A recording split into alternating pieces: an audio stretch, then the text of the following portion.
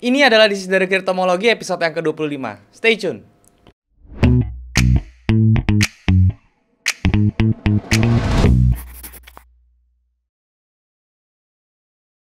Halo guys, balik lagi sama gua Daryl di This is dari channel. Dan hari kita masuk ke This is dari Cryptomology episode yang ke-25. Buat kalian yang belum tahu, ini adalah segmen yang membahas tentang Bitcoin dan juga altcoin, teman-teman. Ada Ethereum dan juga yang lainnya. Dan sebelum gue mulai, gue mau ingetin buat kalian yang belum punya grup trading, kalian bisa join di grup trading gue di aplikasi Discord. Linknya ada di bawah. Kalian tinggal klik link tersebut buat join, dan kemudian kita bisa langsung diskusi bareng di sana. Ingat teman-teman, gue nggak pernah punya grup lain selain di Discord. Jadi kalau misalnya ada mengatasnamakan gue di platform lain seperti di Telegram, Facebook, dan juga Instagram, terutama menawarkan investasi dalam bentuk apapun, harap hati-hati karena itu sudah dipastikan adalah penipuan. Jadi kalian jangan transfer karena itu adalah penipu. Nah teman-teman, berbicara tentang Bitcoin ya, kita tahu cryptocurrency di minggu kemarin juga masih bergerak naik ya, dan juga kondisi Bitcoin sekarang ada di level 56 ribuan. Bagaimana kelanjutan roadmapnya? Apakah dia bisa naik terus ke atas ataukah dia harus koreksi dulu ya? Seperti biasa semuanya itu gue akan jelasin di monitor supaya bisa lebih jelas dan juga lebih berinteraksi dengan chart. So tanpa berlama-lama lagi, langsung saja kita ke monitor teman-teman. Oke teman-teman, sekarang kita sudah ada di monitor. Dan seperti biasa, di depan kalian ini gue sedang menggunakan charting tools namanya tradingview.com. Ini adalah charting tools yang gue gunakan untuk menganalisa secara teknikal baik itu saham maupun cryptocurrency. Jadi kalau misalnya kalian belum punya charting tools dan kalian tertarik untuk mencoba ini, kalian langsung aja ke id.tradingview.com. Kalian bisa daftar di website tersebut, gratis teman-teman daftarnya. Dan ketika kalian sudah sign up, kalian langsung bisa menikmati fitur-fitur dari TradingView ini secara gratis ya. Tapi kalau misalnya kalian butuh indikator lebih banyak ataupun fitur untuk backtest lebih detail lagi, kalian bisa coba untuk daftar yang pro-nya. Linknya ada di bawah, kalian tinggal klik link tersebut buat daftar. Dan langsung kalian bisa menikmati fitur-fitur yang lebih lengkap dari yang basic teman-teman ya. Oke. Dan seperti biasa, karena kita hari ini masuk ke This is dari Cryptomology episode yang ke-25, kita akan membahas namanya kripto. Dan pada saat kita membahas kripto, gue pasti akan bahas dari yang namanya market cap-nya dulu. Di depan kalian ini adalah indeks dari total market cap cryptocurrency-nya. Sekarang berada di 2,312 triliun dolar teman-teman ya. Dan bagaimana untuk roadmap ke depannya ya? Seperti biasa, yang pertama kalian lihat ya, dia sudah bisa bergerak di atas area demand-nya teman-teman ya, di sini. Sorry, area supply-nya, SND-nya teman-teman ya, dan dia sudah bergerak ke atas dan sekarang dia berada di dekat-dekat level resistance-nya di 2,443 ya. Dan di level resistance ini kalian bisa lihat sendiri dia bereaksi teman-teman ya, dan dia sempat bikin higher high di minornya ya, di sebelah sini. Yang kemarin itu high-nya di 2,401, sekarang dia kemarin sempat bikin hari Senin yaitu di level 2,429 triliun ya. Tetapi dia akhirnya di retrace ke bawah dan ini berpotensi untuk menjadi double top di minornya.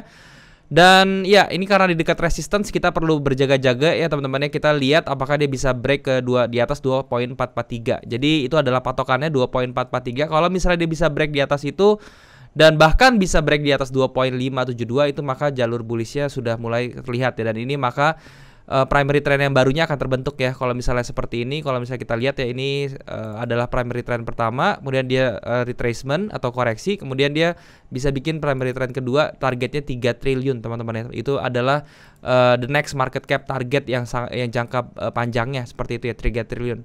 Ini kalau misalnya market cap bisa sampai 3 triliun, kita nggak tahu ya. Maksudnya potensi apa lagi yang kita lihat di koin-koin, terutama di altcoin ya teman-teman ya. Itu pasti akan gila-gilaan. Bisa mungkin zaman-zamannya 10x atau 20x itu bisa terulang lagi teman-teman ya. Seperti itu. Oke, jadi kita perlu perhatikan karena ini adalah structure level yang sangat penting, 2,443. Jadi kalau misalnya nanti kalian lihat di hari Kamis ini, pada saat video ini dipublish dia bisa break ke atas, itu menjadi sesuatu yang bagus untuk market cap-nya ya. Sekarang kita lihat market cap dari altcoin-nya sendiri teman-teman ya, seperti ini. Nah, untuk market cap yang altcoin-nya, dia masih berada di area SND-nya, masih berada dalam ini, belum bisa break ke atas ya. Jadi level yang kita tunggu adalah dia bisa close di atas 1.29 triliun, oke. Dan next dia setelah dia bisa close di atas 1.29 atau 1.3 triliun, dia nextnya tuh 1.441, itu menjadi structure high-nya ya, itu jadi level pentingnya berikutnya, oke. Jadi kalau misalnya tadi yang Bitcoin yang all crypto itu sudah lumayan ya, dia sudah tinggal break structure-nya doang. Tapi kalau altcoin kayaknya PR-nya ada dua, dia harus break dulu area SND-nya ini di 1.3T, baru nanti dia bisa break structure hanya di 1.441 ya. Secara volumenya pun ini masih belum ada yang menarik teman-teman, belum ada satu big volume yang besar yang bisa mendorong harga ini. Tapi ya dari segi trennya juga dia masih bullish, dan ini juga sama teman-teman ya. Kalau misalnya dia masih mau bikin primary trend yang baru, dia bisa seperti ini ya modelnya. Kalau misalnya dia bisa bikin break higher high baru, Dia modelnya seperti ini, targetnya itu adalah di 1.83T teman-teman ya, itu untuk market cap si altcoin ya. Nah, sekarang kita langsung ke koinnya aja, langsung kita ke Bitcoin teman-teman ya. Bitcoin BTC USD, sorry. Nah, untuk Bitcoin USD sendiri ini ya, kita lihat dia dari segi harganya sekarang berada di level 56.388 per hari Selasa teman-teman ya. Nanti di hari Kamis kita lihat seperti apa. Dan di hari Selasa seperti ini ya. Ini dia sudah berada di area supply-nya teman-teman ya. Dia pas berada di area supply dan dia bereaksi di sini. Kita lihat nanti begitu hari Kamis video ini diupload apakah dia bisa bertahan teman-teman ya di atas area supply ini, yaitu di atas level 57 ribuan ya. Jadi kalau dia bisa bertahan di atas 57 ribu, next targetnya adalah 61.771 ya. Tapi kalau misalnya kita lihat dari apa namanya, dari pattern harganya ya, dari candle per candlenya, harusnya sih dia bisa tembus di atas ya. Dan ini menjadi target low-nya itu, tahanan bawahnya dia adalah di level 50.900 atau 51 ribuan. Jadi kalau misalnya dia berada di atas 51 ribu, harusnya dia masih aman untuk terus ke atas teman-teman. Jadi untuk Bitcoin itu masih oke banget, masih aman. Dari volumenya juga belum ada pergerakan yang masif ya, baik itu dari bearish volume atau dari bullish volumenya. Jadi ini masih bergerak standar. Dan juga masih balik lagi kalau misalnya kita lirik ke primary trendnya, dia akan bentuknya seperti ini teman-teman ya. Nah, dia akan ke level 63 ribuan, oke. 63 ribuan itu menjadi target Bitcoin untuk bulan ini ya.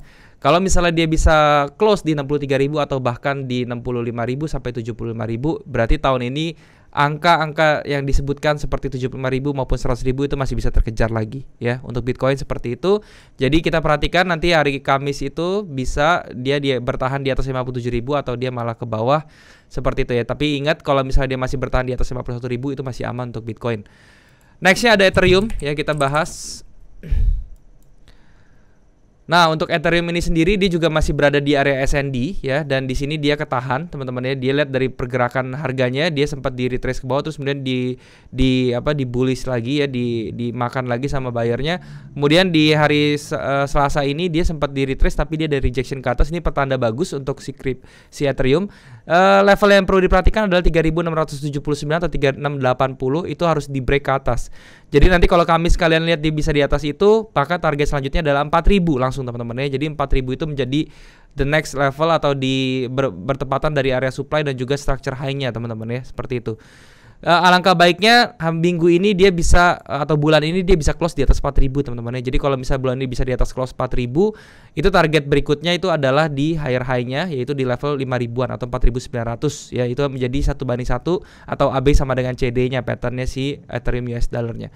Dari volumenya sendiri ini justru masih kurang baik. Kenapa? Karena banyak yang dari volumenya daripada volume buy-nya itu masih lebih kuat volume sellernya.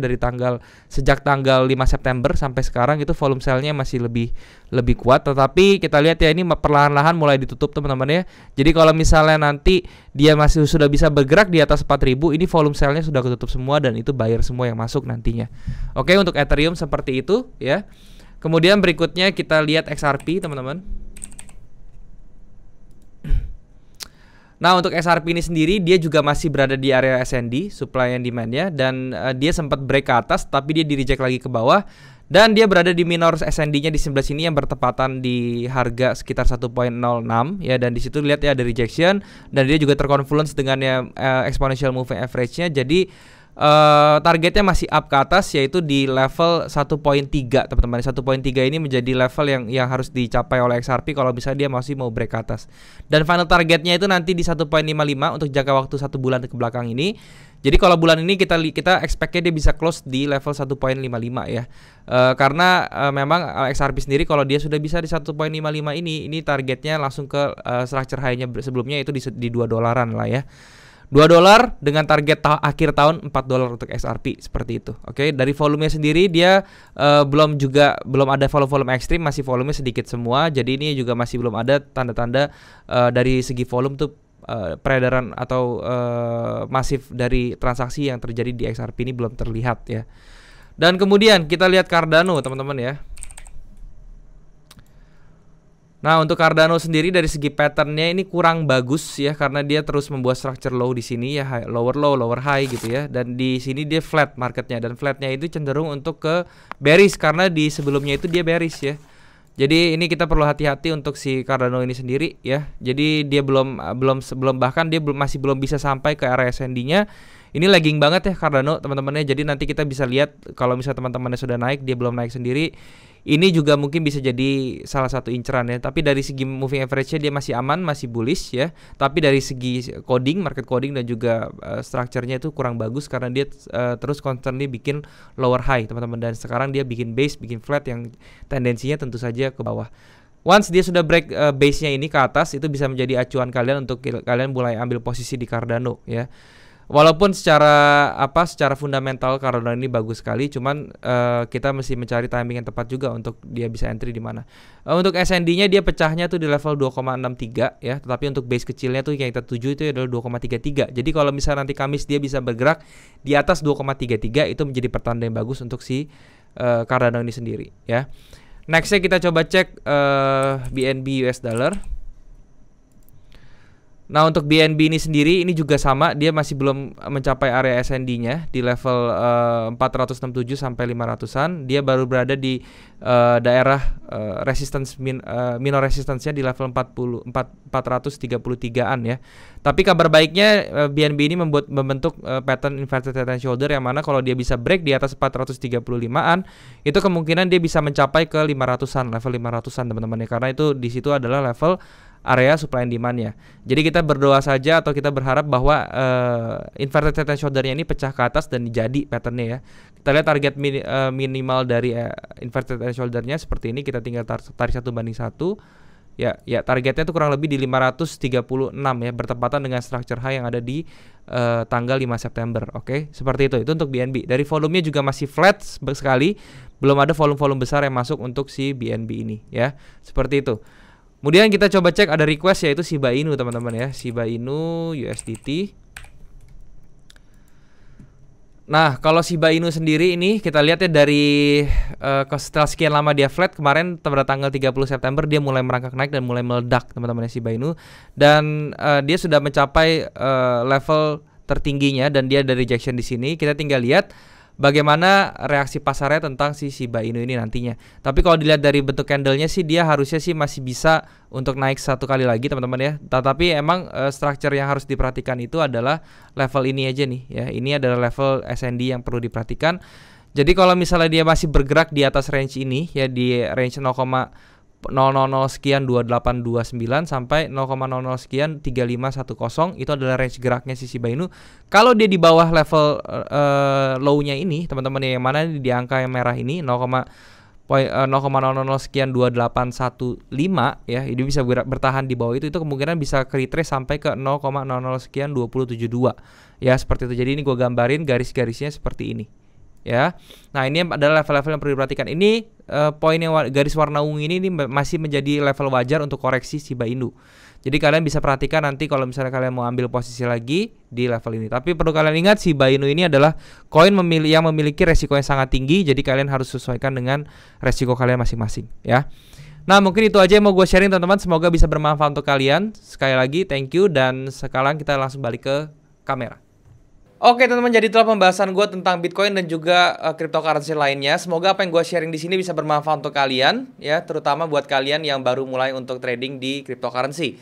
Dan sekali lagi gue mau ingetin buat kalian yang belum punya grup trading, kalian bisa join di grup trading gue di aplikasi Discord. Linknya ada di bawah. Kalian tinggal klik link tersebut buat join, dan kemudian kita bisa langsung diskusi bareng di sana.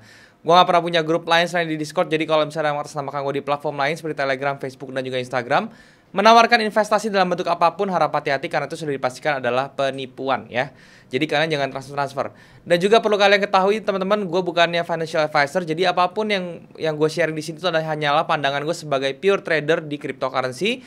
Jadi kalau misalnya kalian mau ngikutin atau kalian mau mengambil sesuatu dari video ini, kalian harus sesuaikan dengan risk management kalian dan juga kalian sesuaikan dengan trading management kalian. Dan sekali lagi kalau misalnya kalian suka channel ini, kalian bisa subscribe channel ini teman-teman ya. Kalian juga bisa bantu like video ini dan juga share ke teman-teman kalian yang lain yang kira-kira membutuhkan informasi dari video ini. Kalian juga bisa komen di bawah kalau misalnya ada yang kurang dari video ini, atau kalian mau request tentang apapun yang mau gue bahas ke depannya. Selama itu berhubungan dengan kripto, forex, dan juga saham, gue pasti akan baca komen kalian dan gue akan usahakan untuk bikin kontennya buat kalian. Nah teman-teman, sekali lagi thank you buat kalian sudah menyempatkan diri untuk nonton video ini. Mungkin sampai sini dulu aja. Semoga bisa bermanfaat sekali lagi buat kalian. Sampai jumpa di next video. Jangan lupa semua orang bisa cuan. Salam sukses. Bye-bye teman-teman.